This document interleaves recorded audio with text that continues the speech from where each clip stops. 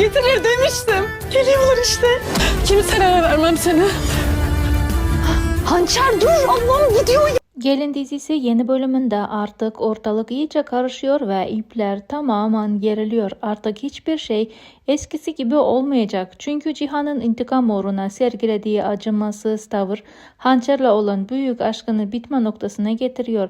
Hançer yaşananlardan sonra Cihan'a karşı sadece öfke duyacak ve Cihan'ın kendini affettirmesi için hiçbir sebep bırakmayacak. Cihan'ın kendisini affettirmesi hiç de kolay olmayacak. Cihan ise bu bölümde kesinlikle geri adım atmıyor. İntikamını tamamlayana kadar soğuk ve kararlı duruşunu sürdürecek. Diğer tarafta Cihan ve avukat Beren dışarıdan belli etmeseler de sinsizce bir şey planlayarak taşları yerine oturtmayı başaracak. Bu güç savaşının sonunda kazanan tarafı Cihan olurken tüm yaptıkları ortaya çıkan ve her şeyini kaybetme noktasına gelen Metin'le Sıla olacak.